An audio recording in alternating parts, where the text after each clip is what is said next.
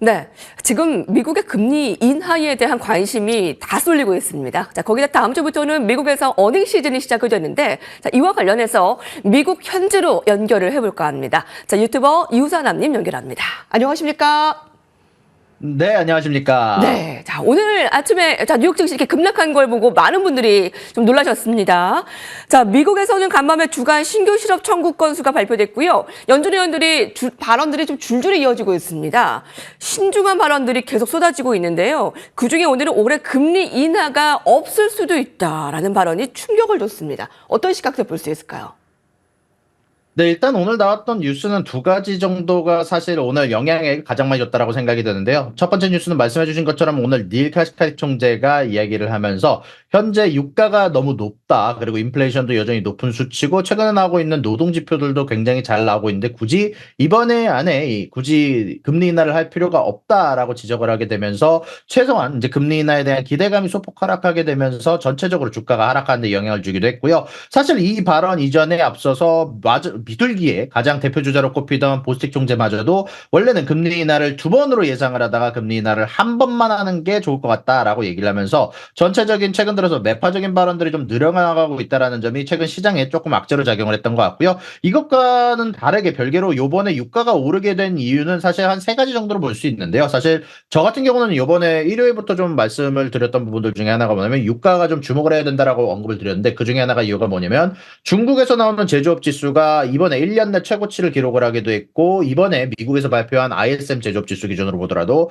16개월 내내 침체 기간을 가져가던 제조업 지수가 아주 오랜만에 반전을 하면서 확장세로 접어들었거든요. 공장에서 오일을 더 많이 사용하게 된다는 건 오일에 대한 수요가 높아져 가고 있다는 건데 여기에 대해서 공급마저도 사실 러시아가 감산을 저번 주에 발표를 하고 심지어 이스라엘이 이란을 공격하게 되면서 거기에서 나오는 지정학적 문제가 오늘 또 커다랗게 퍼지게 되면서 네타냐후 총리가 만약에 이란이 반격을 한다면 우리는 또 거기에 대해서 보복을 하겠다라고 얘기를 했거든요. 그러다 보니까 이런 지정학적 문제가 커져가는 가운데 오일 가격이 천정부지로 솟고 있고 공급 관련해서도 수요 관련해서도 문제가 생기고 있는 가운데 높아지는 유가는 항상 인플레이션이 따라오기 마련이고 그에 따라서 전체적인 연준 위원들의 발언들도 좀 신중하게 돼가면서 전체적으로 주식시장에는 악재로 작용했다라고 보시는 게 맞는 것 같습니다. 네. 자, 유가가 치솟고 있고요. 이제 인플레이션에 대한 이 문제로 인해서 이제 연준 위원들은 또 신중입니다. 자, 금리 인하에 대한 기대감이 완전 후퇴가 되고 있고요. 그 스타트의 시기는 점차 좀 늦춰질 것으로 예상하고 있습니다.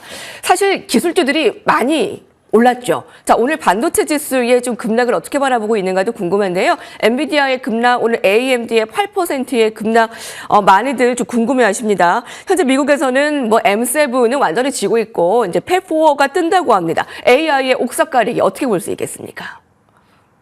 일단 많이들 이제 저도 팟4 Fabulous 4라는 단어 자체를 들은 지 얼마 안 됐는데요. 일단 구글과 애플 그리고 테슬라를 제외한 기업의 M7들을 이제 Fabulous 4라고 듣는다고 얘기를 좀 들었는데 일단 기본적으로 오늘 반도체가 빠진 이유는 크게 두 가지로 볼 수 있을 것 같습니다. 이제 유가가 치솟게 되면서 유동성 부족으로 높은 PER을 가지고 있던 반도체 쪽에서 많이 빠진 것으로 보이고요. 두 번째 이유는 TSMC가 전체적으로 타격을 받게 되면서 이번에 지진으로 인해서 타격을 받게 되면서 전체적인 공급에 차질이 생길 것을 우려한 전체적인 반도체 쪽에서 오늘 주가가 좀 많이 빠졌다라고 생각해 볼 수 있을 것 같은데요. 일단 기본적으로 저 같은 경우는 이 AI 관련돼서 혹은 반도체 기업들 중에서 생각해 볼 부분들은 확실히 좀 있다라고 생각을 합니다. 일단 지금 반도체 기업들이 어마어마하게 주가가 많이 상승한 상황에서 지금 만약에 PE가 전체적 유동성이 하락하는 구간으로 가게 된다면 저 같은 경우는 가장 먼저 타격을 받을 구간을 반도체 쪽으로 보고 있고요. 다만 그럼에도 불구하고 이런 AI 관련된 강세가 모멘텀이 상당히 강하고 지금도 사실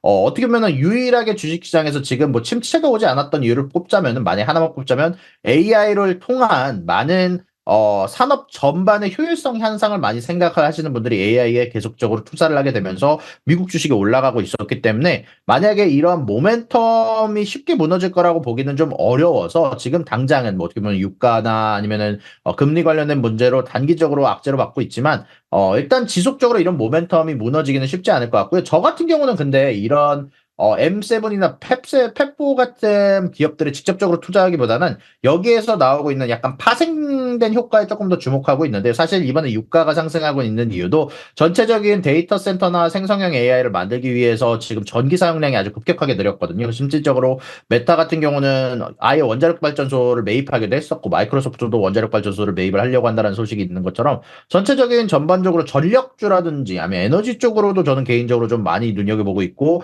워렌 버핏이 사실 오일주에 투자한 것도 약간 비슷한 맥락이라고 봅니다. 아무래도 이런 엔비디아, 메타, 마소 등등 펩4라고 불리는 기업들은 이미 높은 선반영이 되어 있지만 선반영이 되어 있지 않은 이 두 기업들로 인해서 생기는 변화 자체를 따라가는 것도 아마 조금 더 여러분들이 미리 투자를 할 수 있는 구간을 만들어낼 수 있지 않을까라고 생각이 좀 드네요. 네.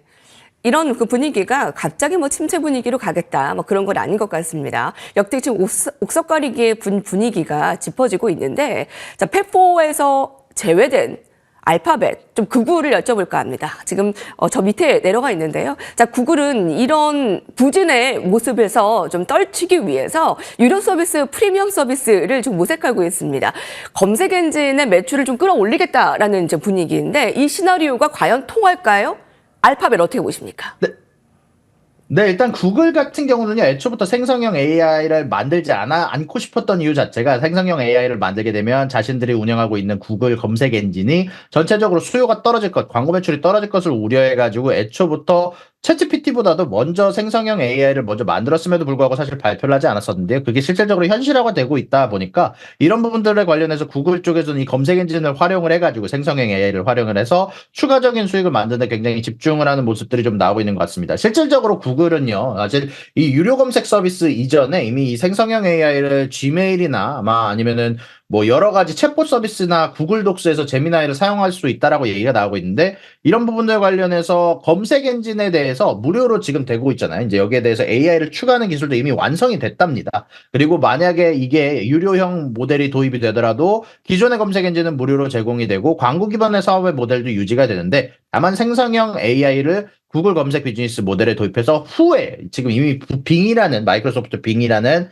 검색 엔진이 이미 뭐 챗GPT를 이용을 해가지고 이미 거기에다가 검색 엔진에다가 이미 생성형 AI를 도입하는 거를 이미 실험을 하고 있는데요. 그러다 보니까 이거를 따라가기 위해서 구글 쪽에서도 이러한 모델을 발표하고 있는 것으로 보이고요. 다만 아시다시피 빙은 무료로 제공하는 데 반해서 구글은 이렇게 유료로 제공하게 될 경우 거기에서 나오는 갭의 차이는 좀 있을 것으로 예상이 좀 되는데 사실 문제는 말이에요. 이미 마이크로소프트 빙이 이미 생성형 AI와 검색 엔진을 합치는 서비스를 했음에도 불구하고 구글의 검색 엔진의 점유율을 뺏어오는 데는 이미 실패를 했다라는 겁니다. 개인적으로 생각했을 때도 만약에 이 생성형 AI와 구글의 검색 엔진이 합쳐지는 것을 제가 얼마나 사용할지에 대해서 질문을 하신다고 하면은 저는 굳이 따로따로 돈을 내고 구글의 검색 엔진에다가 이거를 추가할 것 같지는 않거든요. 그러다 보니까 개인적으로 생각했을 때는 뭐 이게 구글의 주가를 아주 크게 끌어올릴 뉴스다라고 보기에는 조금 어렵지 않을까. 실질적으로 마이크로소프트도 이미 이 부분에 대해서 이미 선례로 실패한 경우도 있다 보니까 아무래도 그 구글에 가지고 있는 자신들의 점유율을 조금 뺏어오는 결과로 마무리가 되지 않을까라고 생각이 좀 듭니다.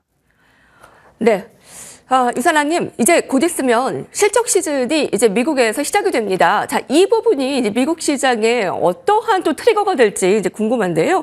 이번 실적 시즌을 뜨겁게 달굴 수 있을지 좀 궁금하고요. 어떤 기업들 좀 주목하면 되겠습니까?